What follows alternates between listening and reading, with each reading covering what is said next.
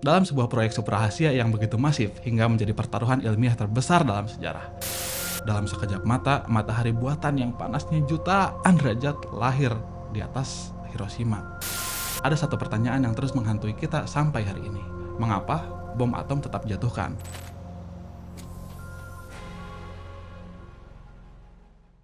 Bencana Hiroshima, perjalanan sejarah yang tidak pernah terlupakan.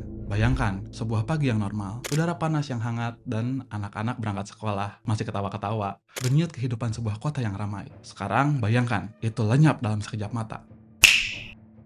Hilang, tergantikan oleh cahaya membutakan dan keheningan yang mematikan. 6 Agustus 1945. Sebuah kota bernama Hiroshima lenyap. Puluhan ribu nyawa melayang hilang seketika. Ribuan lainnya akan menyusul dengan penderitaan. Sejarah menandainya sebagai titik akhir dari perang mematikan yang pernah ada. Tapi, di balik puing-puing kehancuran tersebut, ada satu pertanyaan yang terus menghantui kita sampai hari ini. Mengapa bom atom tetap jatuhkan? Padahal sebenarnya musuh sudah diambang kekalahan. Kenapa ya? Ini bukan hanya cerita tentang sebuah bom atom. Ini adalah cerita di balik salah satu keputusan paling kontroversial dalam sejarah umat manusia. Sebuah pilihan yang dampaknya, baik dan buruknya, mengubah dunia untuk selamanya. Bagian 1. Jalan menuju kehancuran. Pada pertengahan tahun 1945, dunia sudah sangat kelelahan. Perang Dunia Kedua telah berkecamuk selama hampir 6 tahun, menelan puluhan juta korban jiwa. Di Eropa, berita tentang menyerahnya Nazi Jerman membawa kelegaan yang sangat luar biasa. Namun, di sisi lain dunia, di Pasifik, api peperangan masih menyala dengan ganas. Kekaisaran Jepang, meskipun posisinya sudah terdesak, sumber dayanya menipis, dan kota-kotanya luluh lantak oleh bom konvensional, menolak untuk menyerah. Masih tetap bonsai. Bagi para pemimpin sekutu, terutama Amerika Serikat, ya udah capek banget. Skenario terburuk sudah ada di depan mata. Invasi darat ke Jepang. Operasi raksasa dengan sandi Operation Downfall ini diprediksi akan menjadi pertumpahan darah paling mengerikan dalam sejarah. Para ahli strategi militer dengan bergidik menghitung 1, 2, 3, menghitung perkiraan korban jiwa yang mungkin mencapai ratusan ribu atau bahkan jutaan jiwa, baik dari pihak sekutu maupun pihak pihak Jepang. Pengalaman pahit saat merebut pulau-pulau kecil seperti Iwo Jima dan Okinawa, di mana tentara Jepang bertempur hingga titik darah penghabisan dan ribuan warga sipil pun lebih memilih untuk mengakhiri hidupnya sendiri, memberikan gambaran betapa fanatik dan brutalnya perlawanan yang akan mereka hadapi. Amerika butuh jalan lain, sebuah cara untuk mengakhiri perang dengan cepat dan meyakinkan.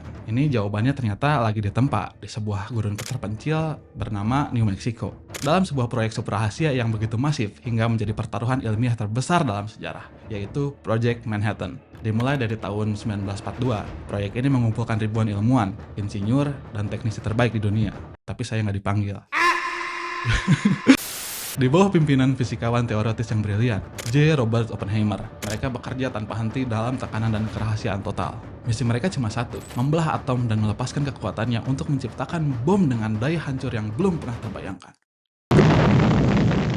Meledak.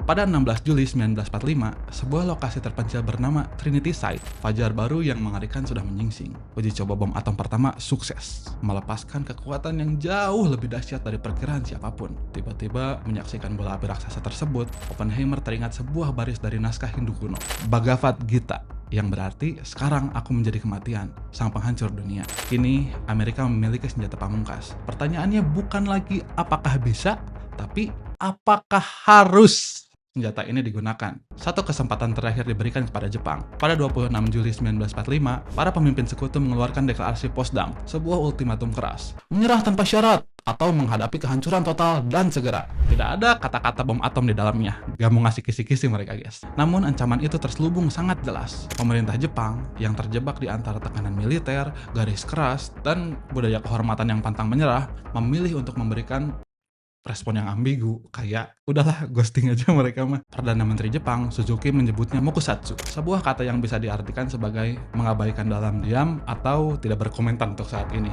Buset dah, Washington yang dikasih ghostingan kayak gitu langsung tidak sabar, langsung kesal. Jawabannya diartikan sebagai penolakan. Jalan menuju Hiroshima kini sudah terbuka dengan lebar. Bagian 2. Detik-detik di Hiroshima. Pukul 2.45 dini hari, 6 Agustus 1945, dalam kegelapan malam di Pulau Tinian, mesin-mesin raksasa dari pesawat pengebom B-29 mulai berputar. Pesawat Pesawat itu disebut dengan Enola Gay. Di dalam perutnya yang dingin, ada sebuah muatan seberat lebih dari 4 ton yang dijuluki sebagai Little Boy. Sebuah bom atom berbahan dasar uranium. Targetnya cuma satu, Hiroshima. Sebuah kota industri dan pusat militer yang penting. Secara ironis, belum banyak tersentuh selama perang. Pagi itu, Hiroshima cerah tanpa awan. Sekitar 350.000 penduduknya memulai hari seperti biasa. Anak-anak berangkat ke sekolah, orang-orang dewasa pergi bekerja. Jalan dipenuhi dengan aktivitas normal.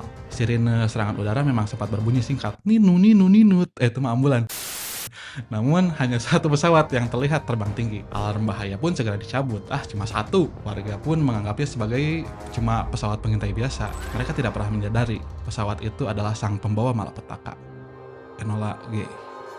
Tepat pukul 8.15 pagi, dari ketinggian 9.400 meter, Little Boy dilepaskan dari perut pesawat.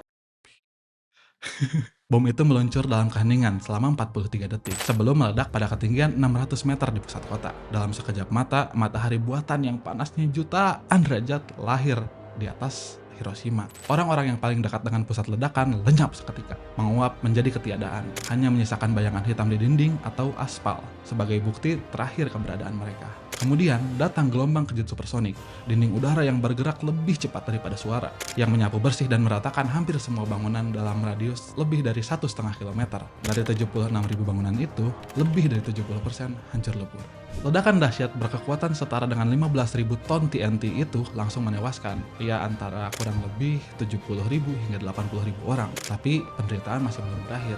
Mereka yang selamat dari ledakan awal harus menghadapi neraka berikutnya. Badai api yang hebat mulai melahap sisa-sisa kota yang terbuat dari kayu, menciptakan sebuah krematorium raksasa. Lalu turunlah sebuah hujan hitam, hujan radioaktif yang membawa partikel-partikel mematikan. Dan yang paling mengerikan adalah musuh yang tidak terlihat atau musuh tak kasat mata, yaitu radiasi, yang mulai merusak sel-sel tubuh mereka dari dalam, menyebabkan penyakit misterius yang menyakitkan. Dalam beberapa bulan berikutnya, jumlah korban tewas terus bertambah akibat luka bakar, penyakit radiasi akut, dan berbagai komplikasi. Total korban jiwa pada akhir 1945 diperkirakan mencapai 140.000 orang. Hiroshima, kota yang beberapa menit sebelumnya masih penuh dengan hahaha, kini menjadi padang kematian dan kesunyian. Bagian ketiga, dilema dan keputusan kedua. Kabar dari Hiroshima yang perlahan sampai ke Washington mengguncang para pemimpin yang memberi perintah. Skala kehancuran yang terlihat dari foto-foto pengintaian udara berada di luar bayangan mereka. Presiden Harry S. Truman mengumumkan kepada dunia tentang senjata baru yang mengerikan itu, dan sekali lagi meminta Jepang untuk menyerah, mengancam hujan kehancuran dari udara yang belum pernah terjadi di muka bumi ini. Tapi di Tokyo yang ada hanyalah keheningan. Kenapa setelah satu kota metropolitan dilenyapkan, Jepang tidak langsung bertekuk lutut? Jawabannya terletak pada kerumitan politik dan budaya militer, juga kekacauan informasi pada saat itu. Para petinggi militer garis keras yang masih memegang kendali untuk memerintah menolak untuk percaya. Bagi mereka, menyerah adalah aib yang jauh lebih memalukan daripada kematian. Beberapa dari mereka bahkan skeptis bahwa kehancuran sebesar itu bisa saja disebabkan oleh satu bom saja. Gimana mungkin bisa gitu kan, mereka berpikir keras jadinya. Mereka bersikeras untuk melanjutkan perang, mempersiapkan seluruh bangsa untuk pertempuran terakhir yang sangat terhormat. Bagi Amerika, kebungkaman Jepang ini sinyal yang sangat berbahaya. Setiap hari perang berlanjut, ribuan nyawa sekutu dan Asia terus berjatuhan. Di saat yang sama, ada pemain lain yang gerakannya membuat Washington menjadi sangat cemas, yaitu Uni Soviet. Sesuai perjanjian dengan sekutu, pada tanggal 8 Agustus, Soviet secara resmi menyatakan perang kepada Jepang. Keesokan harinya, lebih dari 1,5 juta tentara Soviet menyerbu Manchuria, dengan cepat menghancurkan tentara kuantum Jepang yang ditempatkan di sana. Banyak sejarawan kini percaya bahwa Amerika ini ingin perang segera selesai sebelum Soviet memiliki klaim yang lebih besar atas kemenangan di Pasifik. Bom atom bukan lagi senjata untuk mengalahkan Jepang, tapi juga alat diplomasi yang brutal untuk mengirimkan pesan kekuatan kepada Moskow. Dengan Jepang yang masih tetap diam dan tentara merah Soviet yang terus maju, Truman dan penasihatnya memutuskan bahwa satu pukulan terakhir yang menghancurkan diperlukan untuk mematahkan perlawanan mereka secara total. Pada 9 Agustus, hanya 3 hari setelah Hiroshima, datang lagi nih pesawat B-29 lain yang namanya Boxcar. Nah, pesawat ini lepas landas. Kali ini dia membawa bom kedua yang disebut Fat Man, yang berbahan dasar plutonium dan secara teoritis harusnya lebih kuat dari Little Boy. Target utamanya adalah kota Kokura, namun cuaca buruk dan asap tebal memaksanya beralih ke target cadangan, yaitu Nagasaki. Pada pukul 11.02 pagi, Fatman meledak. Meskipun daya ledaknya lebih besar, geografi Nagasaki yang berbukit dan berlembah secara tidak sengaja membatasi area kehancuran. Namun, tetap saja, dampaknya tetap sangat mengerikan. Sekitar 40.000 orang tewas seketika, dan puluhan ribu lain yang menyusul kemudian akibat luka dan radiasi. Dua kota hancur dalam 3 hari. Pesan Amerika kini tidak mungkin lagi diabaikan. Udah nggak bisa ghosting lagi Jepang ini. Bagian keempat, akhir perang dan awal era baru. Hantaman ganda dari 2 bom atom ini ditambah dengan invasi Uni Soviet yang menghancurkan pasukan mereka di daratan Asia, akhirnya benar-benar mematahkan semangat rezim militer Jepang. Dalam istana kekaisaran, perdebatan sengit terjadi antara faksi yang ingin terus berperang hingga titik darah penghabisan dan faksi yang sadar bahwa kehancuran total bangsa sudah ada di depan mata. Pada momen krusial inilah, Kaisar Jepang yaitu Kaisar Hirohito, sosok yang dianggap suci dan suaranya tidak pernah didengar oleh publik, melakukan hal yang tidak pernah terjadi sebelumnya. Ia turun tangan secara langsung dan memutuskan untuk menerima syarat penyerahan dari sekutu.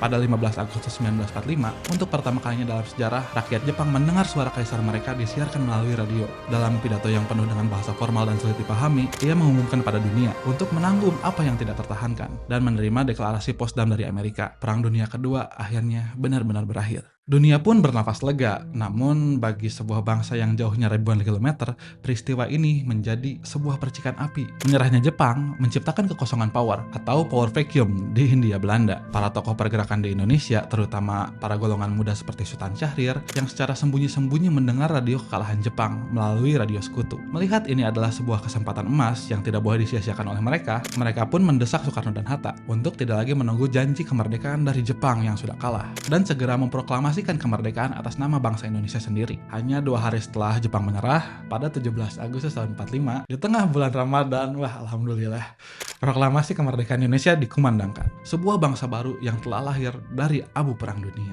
Kesimpulan dan refleksi.